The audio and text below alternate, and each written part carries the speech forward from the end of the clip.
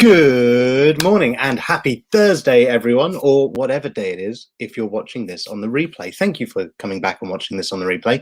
If you are on the replay, how many times can I say replay in one go? Then let me know in the comments where you're watching from and what time it is. I'd love to know when you're checking out my stuff. And if there seems to be a pattern and a theme to that, then who knows, I may even start putting it out at a time that's more convenient for you. Hello, Facebook user whose name is not showing up for me. So I am live on StreamYard in multiple different places, which means that I don't always get to see who it is that's commenting. But hopefully, there we go, I can open it up here and I'll be able to see the comments now, albeit somewhat delayed if it starts working. Anyway, enough of that. Good morning, everyone. Higgs, if you like that new countdown, you should tune in next week, where my aim is next week that I'm going to have my own branded countdown. It's going to be very fancy. It's not going to be very fancy at all, but hopefully it'll work. And that's the important thing. So, yeah, cognitive biases. If you've not seen any of this series so far, then where have you been? What are you doing? So I'm not going to go into it in great depth, but basically cognitive biases are how we make our decisions. They're little mental shortcuts. Good morning, Kerry. Little mental shortcuts that we take that make our decision making quicker. Because if we had to think everything out in detail, every single decision that we made, then it would be overloaded. It'd be too much for us to process. So what we do is we chunk it down and we make certain assumptions and shortcuts. And sometimes that can be really helpful. Other times it can also really get in the way. One of the best ways to improve your decision making is to be aware of the different biases, those different shortcuts that your mind takes without you even realizing you're doing it. Last week's video was an interesting example of this. I was talking about statistics in it. And even when I'm explaining how the mind misinterprets the information, there were still people saying, but you're wrong. And that's fine. But it also really highlighted just how hard it can be, how difficult it can be sometimes to change that thinking when we recognize it. Today's a slightly easier one to get your head around, and also a really relatively easy one to control for as well. So today I'm talking about outcome bias. Let's start by talking about what it is. Basically, it's judging the strength of a decision based on its outcome. Okay? Now that kind of makes sense to us. It's a fairly logical, or seems like a fairly logical process, right? A decision is made, a thing happens, and then you look at it and go, well, that was a good decision because it led to the thing happening. But that's not actually the full story. We could be missing stuff along the way. And if someone makes a decision and something bad happens as a result, or just the good thing doesn't happen, then we assume that it was a bad decision. And we judge that decision as being far worse than the alternative decision. Not necessarily true, though. So let me give you an example and put it into context. And for this, I'm going to use my friend Bananas. So hi, everyone. This is Bananas.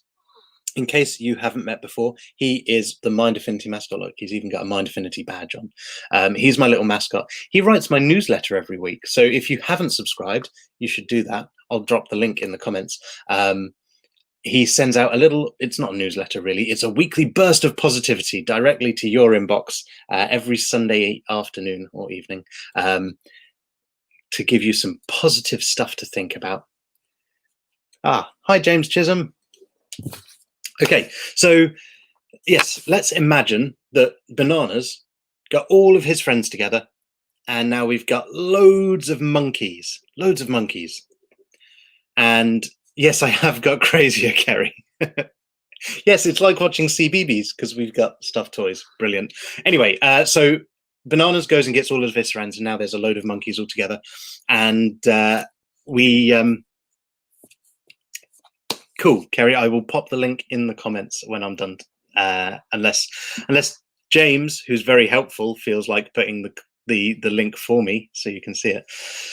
So Bananas gets all his monkey friends together, and they're going to predict the stock market. Bum, bum, bum. And all of the monkeys are asked. I'm going to really simplify the stock market here. So for any actual stock traders that are watching, forgive me, I'm not a stock trader. So some of these monkeys say they have a button. They either press a button to say the stock market's going to go up, or a button to say that stock is going to go down. And the monkeys all get a turn to press one of the two buttons.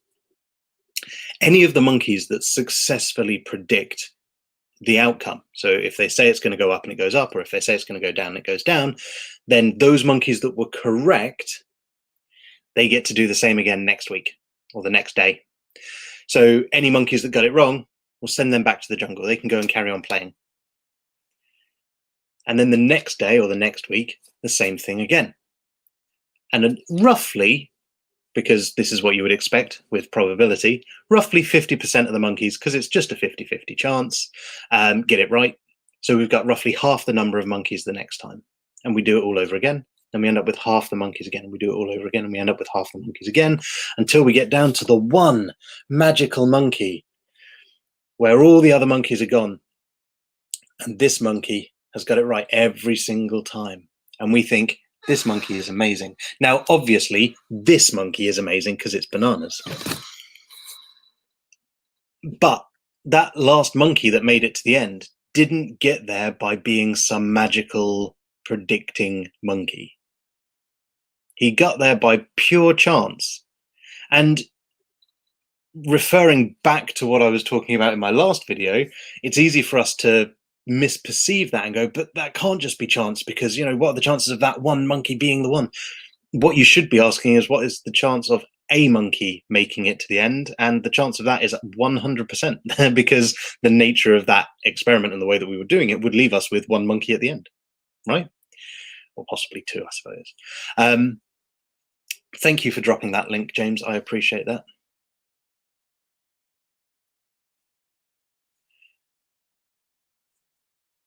Yes. Yes, absolutely, John. Thank you. That is a great example, and I will come to that in a moment. Yes, so that monkey that gets to the end, then everyone's hailing this monkey as an amazing predictor of the stock market, when really it was just chance. So the outcome is the stock market goes up and people make lots of money and they celebrate this monkey. And so we assume that the decision process, that the process that monkey used is better than the process that the other monkeys used. But it's not, because the other monkeys also just pressed a random button. It just happens that they chose a random button that didn't get the results we were hoping for. In fact, when the stock market was less regulated in the past, this genuinely happened. Okay, so it wasn't monkeys. They kind of flipped it around, but there were people that would start a mailing list and hammer out loads of emails and say, this week, I think this is going to happen and it's going to go up, so you should invest. And anyone where he got it wrong, he would just trim those off of his email list, and anyone who he predicted correctly for, he would keep them on his email list. And so it went on until he had very few people left on his email list, but they all thought that he was a genius and had the ability to predict what's going to happen with amazing accuracy, because he'd never been wrong yet for them. So he could then fleece them for loads of money, because they would quite happily pay him loads of money for his predictions, knowing with certainty that they'd be correct, and actually they're no better than they were for all the people that didn't make money off of it. So there's a couple of real life examples of it, and I'll come to some more, especially the suggestion from John, so thank you for that. So that's basically what outcome bias is. It's assuming that the outcome is based on because of a good outcome, the decision-making process was better, or because of a bad outcome, the decision-making process was worse. See, the thing is, we do this when we're looking at how to be successful, right? And there are lots of people out there that will tell you the secrets to being successful. Realistically, the secret is to put some work in and trust yourself. It's pretty much that. But do the work that you need to do on you before you worry about doing the work that you can do out there. Anyway, That's that. There we go. That's reduced the entire success industry down to one thing. Anyway, got myself distracted there. Yeah. So what we tend to do is we look at that person that's had that great success, and we look at their way of doing things, their routines, their diet, their anything else, and we go, that must be why he's successful. But actually, some of it might just be luck. Now, that's not to say that we look at these really hyper successful people and go, oh, they're just lucky. Well, no, they were in the right place at the right time, but they put a lot of work in to make sure that they were in the right place at the right time and could turn that into something valuable and useful. But there's always this element of uncertainty to it. I released a guide to staying calm and positive during lockdown, looking after your mental health, avoiding anxiety, that kind of stuff. I wrote that before lockdown started. I didn't know that it was going to go the way that it went, but I took action based on an idea, and then that happened. And as a result, that guide became very, very popular and brought new clients in, which was fantastic. It meant I was able to help the people that needed help. So Sarah Higgs says belief plus desire plus action equals success, which is great. And then she says, or luck. It's probably more just luck. But I think belief, desire, and action will equal success. Because if you maintain that belief, that desire, and you keep putting in action, then when the luck is right, if you want to look at it that way, it will seem to just fall into place. But that's because you've done that work. Yeah, that's a slight side topic. So yeah, other examples of it are how to induce labor. So John's used that as an example. And in fact, wives' tales in general are great for this. And in my personal opinion, homeopathy is a great example of this too, and many other alternative approaches to health. Oh, it worked for my Aunt Bet, so it must be really good. Well, yeah, it's possible that your Aunt Bet just got better, for example. So yeah, it's really easy for us to go, oh, having a curry induces labor because that one time someone had a curry and then labor came after. This is not Babe Station, Michael, but if you really like, I'm sure Bananas wouldn't mind shaking his little bum for you. There you go. I'm really sorry for anyone who's watching this, and this is the first time you've seen a video from me. It's just full of in-jokes with the comments that are coming in from friends. So yeah, I hope you're enjoying it and finding it entertaining and still finding some value to it. So that's what outcome bias is. Basing the assessing and judging the merit of the process and decisions based on the end outcome, which is clearly not a very accurate way of judging the effort. But it happens all the time, and we do it without realizing that we're doing it. So how can you use this to your advantage, and how can you control for it? I.e., how can you take action to ensure that it's not having a friend's negative impact, or rather that it does have a positive one? Yes, yeah, it was all CBBS, and then Michael turned up, and it's all gone a bit wrong. Anyway, the answer is simple. Treat success with the same analytical intrigue and interest as you would failure.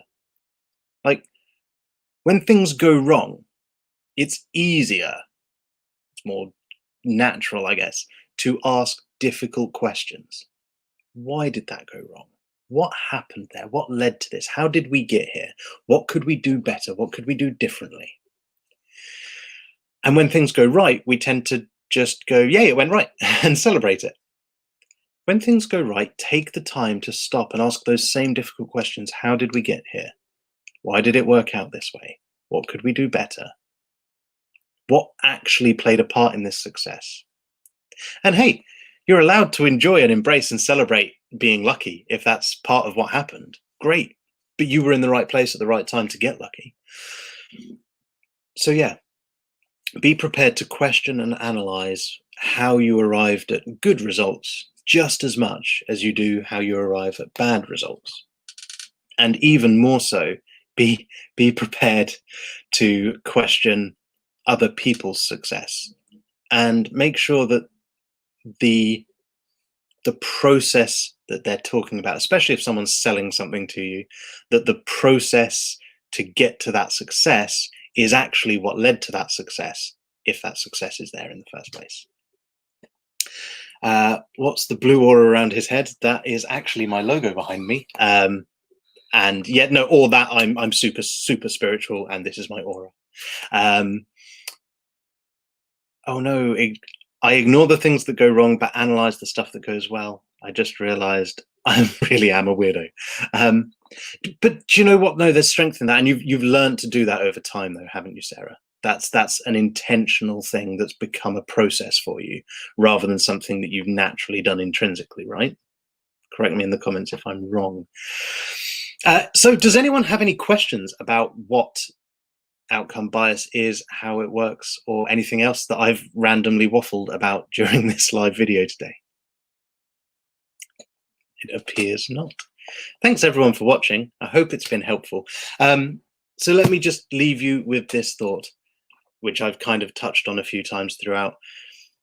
Whatever is going on in your life, whatever you're working on, you will never know where your decisions are going to lead. You won't know until you look back at it in hindsight. And hindsight bias is a whole other thing, which I'll cover in another video, I'm sure. But you won't know until you look back on it what the results are going to be like. Those bad decisions that don't work, that's okay. Generally, they're easier to forget about if you just take more decisions, because some of the decisions are going to be the right ones. They're going to lead you to that success. Go out there, take decisions, be brave, make stuff happen. Because if you're there in the right place and doing the right things and moving yourself forward, even if you're making decisions that may not turn out very well, you're still going to be moving yourself forward or sideways into different places, in different situations, with different people. And if you keep doing that, you're going to find the right situation and the right opportunity where your decision can lead to something phenomenal. And you'll be able to look back and fool yourself into thinking that's all down to your brilliant decision, rather than a combination of your continued actions, your decision, and being in the right place.